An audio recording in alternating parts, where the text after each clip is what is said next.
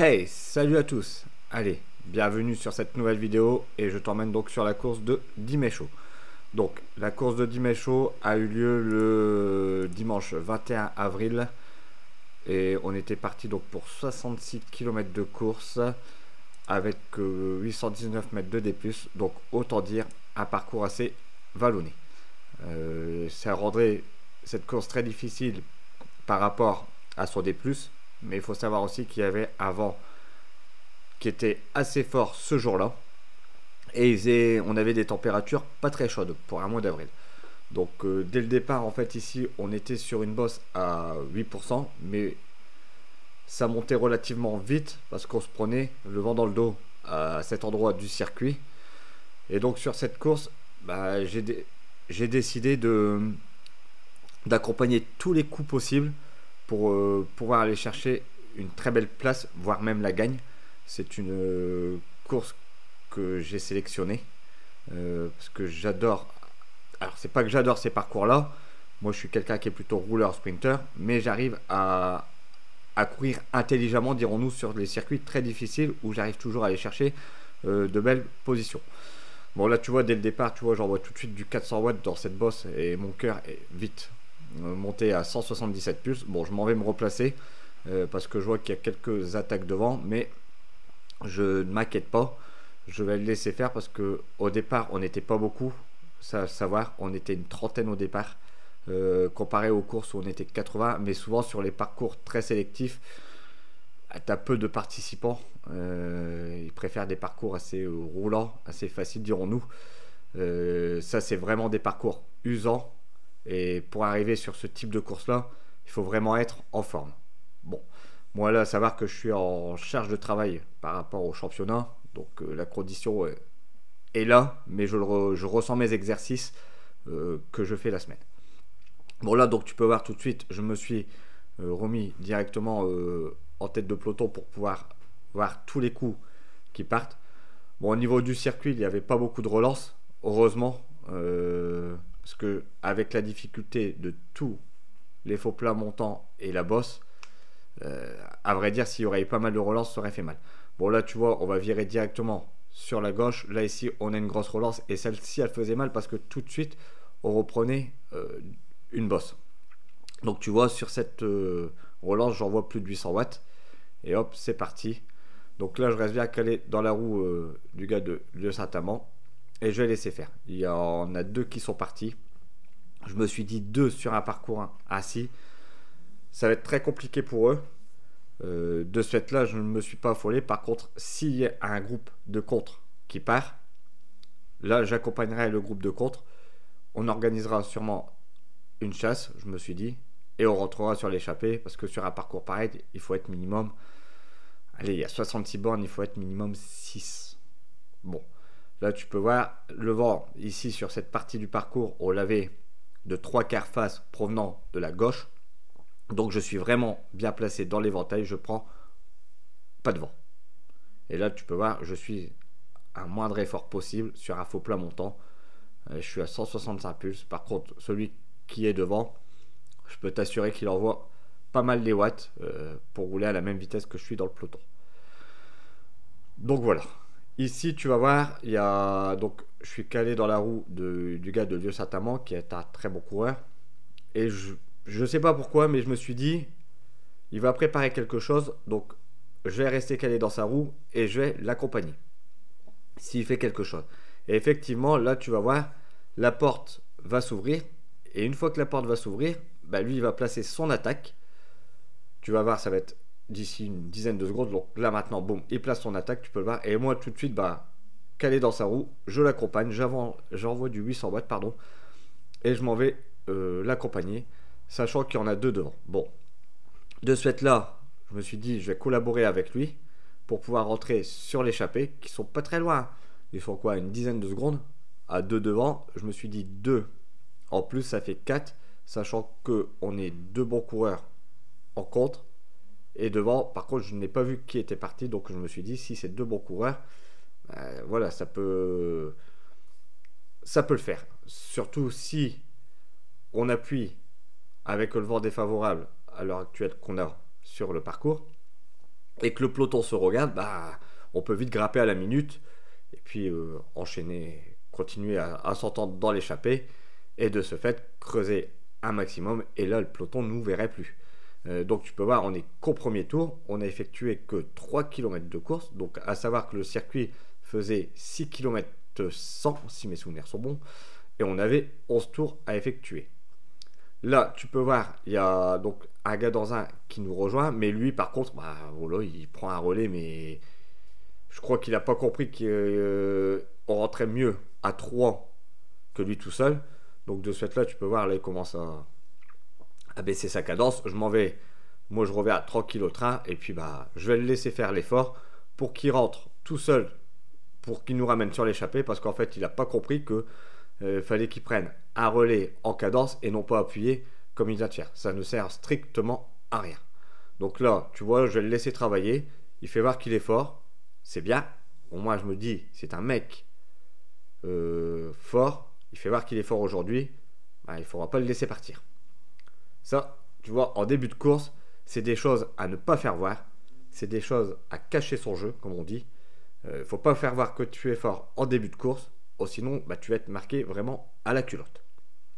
Donc là, tu peux voir le gars qui est devant moi, très fort aussi. Et là, bah, ça y est, on est donc à 4 en échappée. On va avoir du mal un petit peu à s'entendre. Ça va être très compliqué. L'organisation ne sera pas au top.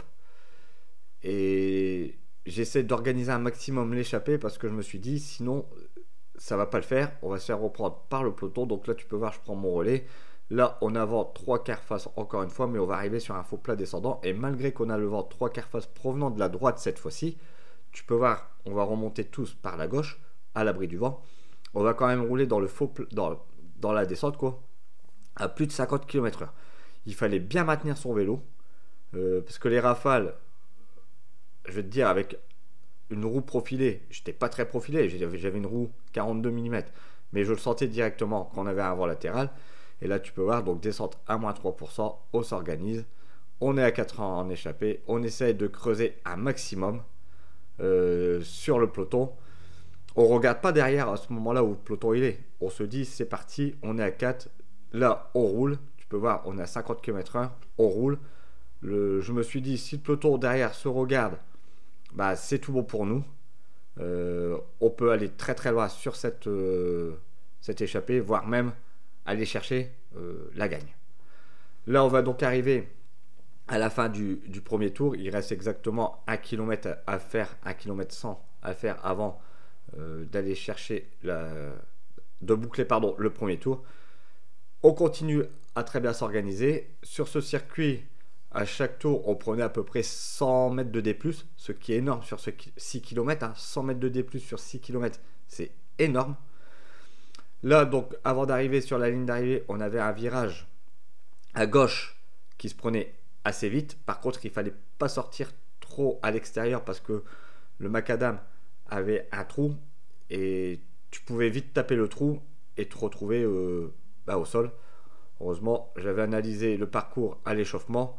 J'avais fait un tour de ce parcours et j'avais aperçu donc ce trou, ce renfoncement au niveau de la chaussée qui aurait pu nous faire perdre le contrôle de notre vélo et partir à la faute. Bon, donc voilà, là tu vois, on arrive donc sur le virage à gauche, pardon. On reprenait un virage à gauche qui se prenait assez vite et l'arrivée se faisait, on aurait dit, une arrivée de puncher. Ça se faisait sur une petite bosse. Là, tu peux voir cette petite bosse. Bah, tout de suite, je vais envoyer du 400-500 watts pour venir la monter. Et là, c'était là le plus dur de la bosse. Là, tu passes à 2-3% et l'arrivée, hop, tu avais un petit replat. Tu montais jusqu'à 5%, tu avais un petit replat et l'arrivée se faisait donc juste ici. À l'entame du deuxième tour, donc on revient une fois de plus sur la bosse où elle tape à 7-8% avec vent dans le dos. Tu verras, en haut de la bosse, je vais décider de me relever parce que le peloton chasse. On n'arrive pas à creuser, on n'a qu'une quinzaine de secondes d'avance. Il y a l'équipe de bouée derrière qui est organisée, parce qu'ils sont 4 au départ si mes souvenirs sont bons. Donc équipe organisée, elle est en chasse. Et là, je me dis, bah, en fait, si Bouet roule sur 4, donc ils sont 4 à rouler, nous on est 4 à rouler. Malheureusement, s'il y a une autre équipe qui vient se mettre aussi à rouler sur le peloton, sachant qu'il n'y avait pas un représentant de Lieu Saint-Amand et qui était trop aussi normalement sur cette course-là, je me suis dit, ben voilà, c'est pas possible. Donc là, je vais décider de me relever, de récupérer et ben, le peloton va nous reprendre. Sauf que le peloton va nous reprendre, mais les deux qui sont devant moi, donc celui avec le vélo jaune et le gars un peu plus loin là, au-dessus, bah, vont continuer leur effort et eux, bah, ils vont continuer à creuser en fait. Je me suis dit, mais c'est une dinguerie. C'est une dinguerie. Donc là, tu peux voir, on se fait reprendre donc directement par le peloton. Eux, ils continuent leur effort. Bah, celui en jaune le continue légèrement. La Rémi Orchol, donc celui avec le cuissard noir et le maillot jaune, attaque sur la gauche. Et là, ils sont partis à 3. Donc là, tu vas voir, on se retrouve un peu plus loin dans le deuxième tour à 9 km. Et juste au pied de cette bosse, je décide de mettre une attaque. Parce qu'ils ne sont pas très loin. Donc je me suis dit, il y a 3 bons coursiers devant, il faut que je fasse le 4e. Et en attaquant au pied de cette bosse, je prends le virage, je regarde où en est le peloton. Et je vois que le peloton tout de suite chasse sur moi. Donc de ce fait, là tu vas voir, je vais me relever légèrement. Tu vas voir que les watts vont baisser légèrement. Et quand le peloton va revenir sur moi, c'est l'intérêt de faire du 30-30 à l'entraînement. J'ai récupéré légèrement. Là tu vois, hop, je baisse mes watts, mon cœur va descendre. Et tout de suite, je remets une attaque à 1000 watts. Et là, ça y est. Sur la deuxième attaque, le peloton n'a pas réagi. Je suis à 100 tours minute, je suis à 300 watts, vent 3 quarts face. Je me suis dit, c'est parti. Ils sont pas très loin. Maintenant, il faut que je m'en vais rechercher l'échappée. Je suis sorti du peloton. Il faut que je vais rechercher l'échappée. Et il faut que je rentre. Avant, je sais que je peux tenir à peu près 5 minutes à plus de 345 watts. Et je sais que je peux tenir 290 watts pendant 20 minutes. Je me suis dit, même 300 watts, 20 minutes, je les tiens. Je me suis dit, il faut que je rentre avant de, rebifurquer vent de face, parce que là, j'ai le vent 3 quarts face, mais en descente, ce qui est convenable. Après, je vais prendre la bosse, vent dans le dos, et après, je vais, repartir sur les parties petite route, faux plat montant, vent 3 quarts face. Eux, ils sont à 3 devant. Si je ne rentre pas avant ce moment-là, c'est sûr et certain que je ne rentrerai pas. De plus, le peloton va chasser derrière. Donc, je voudrais griller quelques cartouches. Je vais faire retour au peloton si je ne m'arrache pas pour rentrer donc dans la bosse vent de cul. Donc là, tu peux voir que je garde quand même une bonne cadence. Donc, je suis à 300 watts. Mon cœur, je suis à 180 de plus. Je roule quand même à 48 km/h solo. Là, je m'aide un petit peu de la moto. Là, franchement, je vais dire, je m'aide un petit peu de la moto. La moto, là, réaccélère. J'ai une cadence qui est très très bonne à 90 tours minute, 95 tours minute. Ça, c'est une bonne cadence. Là, je vais donc revirer sur la ligne de départ. Et là, je vais reprendre donc la bosse vent de dos. Mais je vais pas m'affoler. Je me suis dit, il ne faut pas que je m'affole sur la bosse vent de dos. Je vais garder une cadence. Il ne faut pas que je me crame.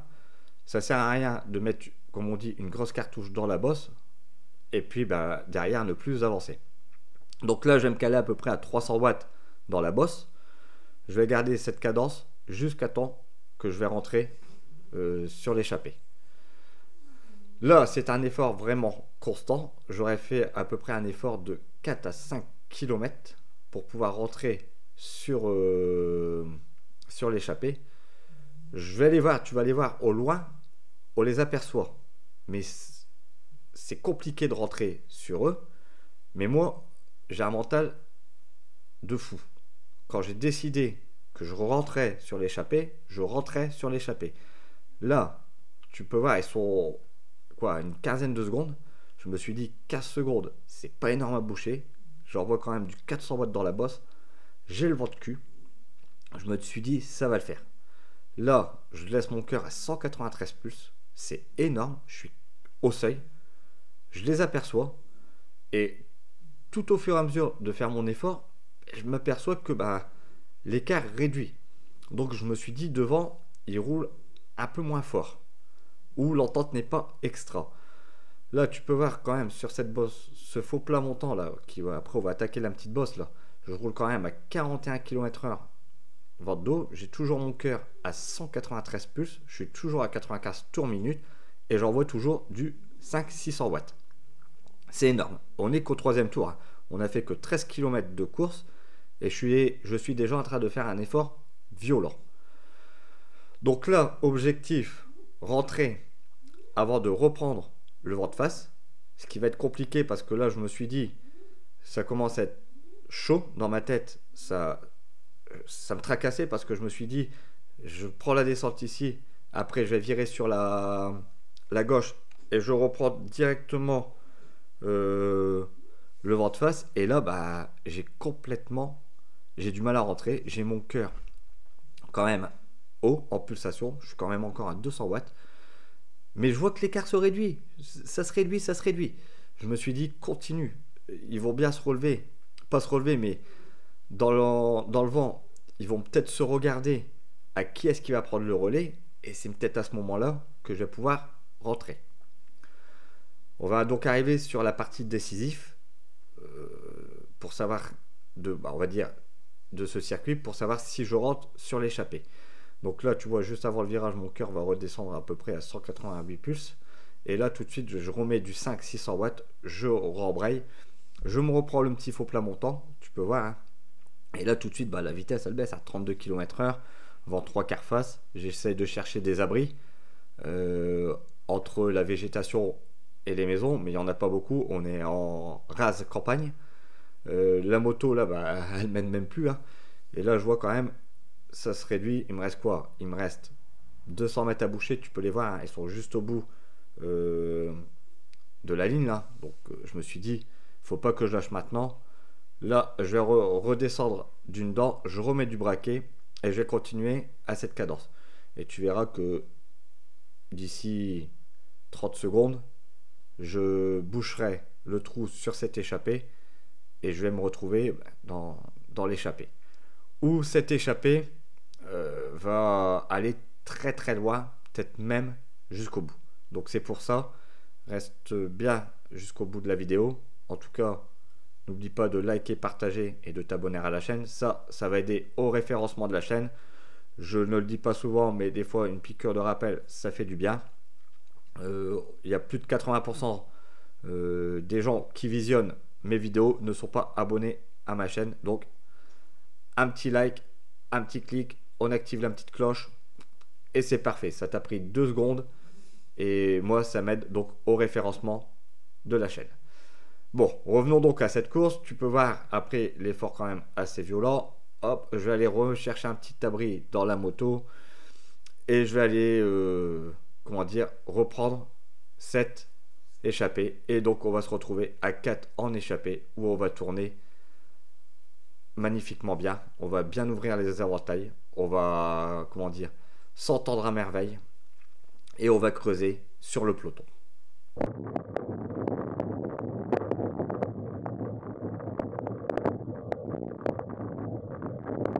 Allez, fin du 7e tour, début du 8e et là en fait on avait pris jusqu'à 45 secondes d'avance sur le peloton pardon.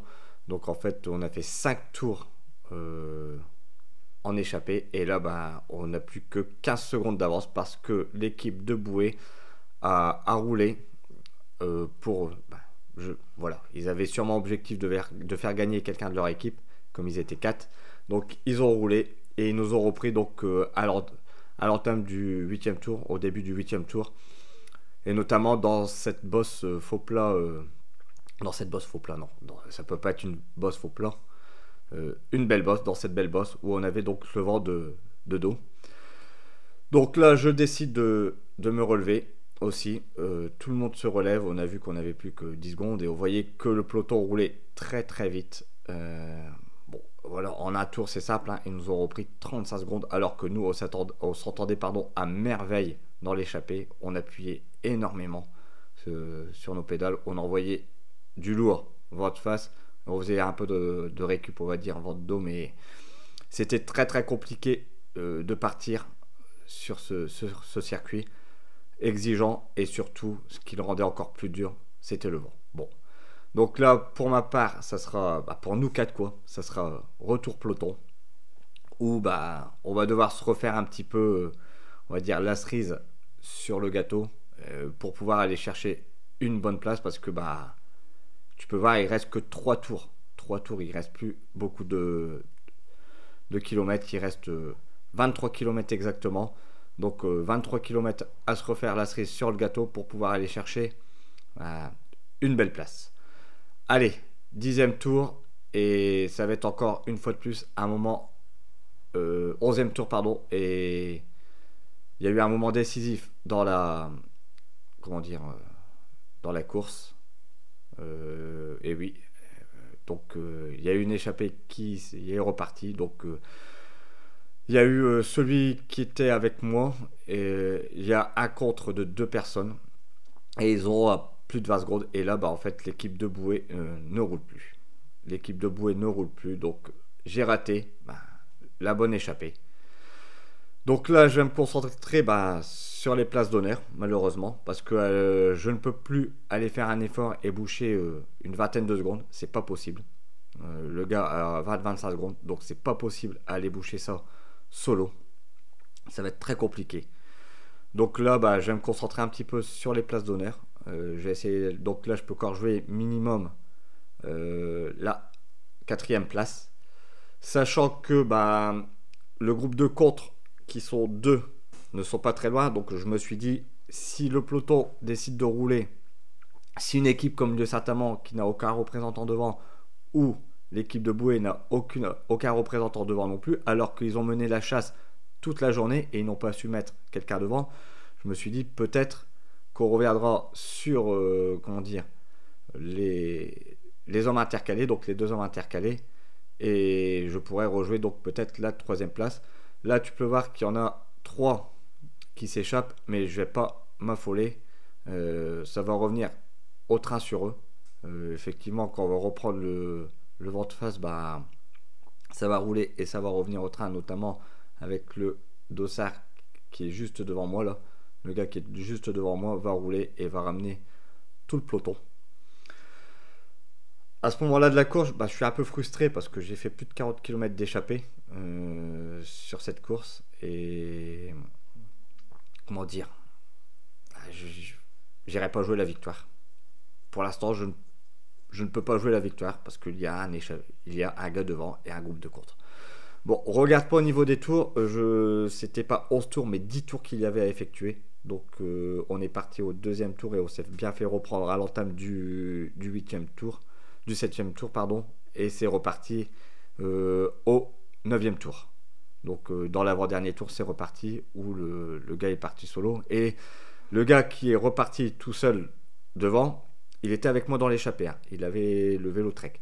Donc là, tu peux voir, je vois que ça a quand même du mal à boucher, donc je me suis dit, je vais quand même faire l'effort et aller rechercher pour jouer la place, pour jouer une belle place, parce que là, je me suis dit, peut-être qu'à à 3 rencontres, on va rentrer sur le groupe de 2 qui est juste devant nous, et je pourrais toujours me disputer la 2e place. Tu vois, ils sont pas très loin là, donc là je fais un effort supplémentaire, je me grille une cartouche de plus, mais bon, moi je suis quelqu'un qui, sur des parcours comme ça, qui va donner et aller chercher la plus belle place possible et ne pas attendre le sprint. Bon, de toute façon, sur un parcours comme ça, tu peux pas attendre le sprint. Donc là, tu peux voir, hop, je suis revenu sur les 3. Donc là, je peux jouer minimum à la 7e place. Mais bon, derrière le peloton a chassé.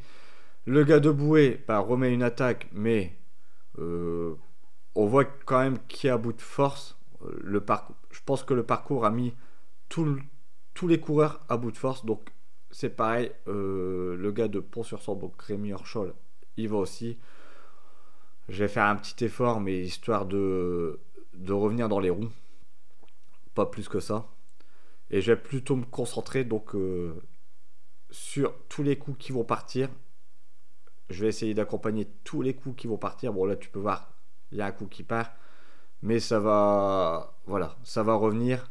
On sent que tous les coureurs sont à bout de course, en bout de course. On sent que ce circuit a été très exigeant, que le vent l'a rendu très compliqué et qu'on est tous au bout de nos forces. Voilà. Moi, encore plus au bout du rouleau, comme on dirait, comme je vais dire, pardon. En ayant fait 40 km d'échappée à 4, c'est énorme. Bon, là, tu peux voir que le gars, donc, il va encore ramener une fois de plus. Parce qu'en fait, si mes souvenirs sont bons, il y avait un de ses coéquipiers, donc le dossard 331, il y avait un de ses coéquipiers qui était devant. Donc c'est pour ça qu'il ramène tout le monde. Il veut plus que ça sorte, je pense. Et lui, il joue bien un jeu de coéquipier. Donc là, je reste calé dans sa roue. Je me suis dit, il va ramener. Donc il va ramener sur les deux qui y sont sortis. Mais à l'heure actuelle de la course, il y a toujours un homme solo, deux rencontres. Donc on peut toujours jouer la 4e place, ce qui est pas dégueulasse, quoi. C'est, comme je dis, la 4e place, c'est la place du con, parce que tu es au pied du podium. Et bon, peut-être, je me suis dit peut-être que ça va chasser, ça va rentrer sur les deux qui sont en contre. Par contre, ça ne pourra plus rentrer sur l'homme solo, ça c'est certain. Donc en fait, là voilà, je vais pas te le dire, mais je ne pourrais pas jouer la victoire sur cette course. Voilà, l'homme solo a encore 25 secondes d'avance, et nous en fait dans le peloton, ça fait que sortir, que rentrer. Là tu peux voir encore une attaque, et en fait ça va revenir. Tu vois où je m'en vais les rechercher, et puis derrière ça va plus rouler, ça va faire que ça. Donc en fait on n'a pas une très bonne entente au niveau du peloton, ce qui fait qu'on ne pourra pas rentrer sur l'homme de tête, qui est maintenant à entre 25 et 30 secondes, ce qui est énorme.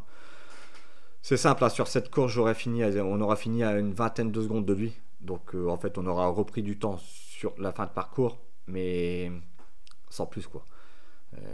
On a bouché 10 secondes, mais parce qu'en fait, je pense qu'il a savouré sa victoire et il a eu raison. Là, tu peux voir, donc le gars en jaune, lui, donc le vélo jaune, était reparti dans l'échappée, mais en fait, il s'est raté dans un virage et il a pris une belle pelle, comme on dit, hein. Tu peux voir son cuissard, son maillot arraché, il a des belles pizzas. Lui, ça va piquer. Bon rétablissement à toi. Donc là, lui voilà, il était dans l'échappée, lui, hein. Mais malheureusement, il est tombé, donc il pourra pas jouer la gagne non plus. Et là, tu vas voir qu'il va y avoir donc une attaque du gars du 407 voilà, tu vois, gare. Ça part un petit peu en facteur, hein. Le 407 part en facteur, suivi de celui qui ramenait tout le monde sur le peloton. Et là, je suis un peu cuit, je peux pas y aller. Je suis complètement cuit. Même quand tu vois que celui donc dans un qui attaque, je me dis, je vais me mettre dans sa roue. J'ai du mal à coller sa roue. Je me suis dit peut-être que lui il va faire un effort, parce que lui malheureusement il a chuté, donc il doit être deg de plus pouvoir jouer la victoire. Donc je me suis dit peut-être qu'il va ramener sur les deux hommes. Et puis pour finir, les deux hommes intercalés qui viennent de sortir là, c'est pareil, on les reverra plus. On va finir à quoi, 5-6 contre 2. Donc comme je suis cuit, je me suis dit je vais me concentrer sur la 6e place. Et tu vas voir que je vais la jouer intelligemment. Donc là, je me refais un petit peu la cerise sur le gâteau avant le sprint. C'est une arrivée pour puncher.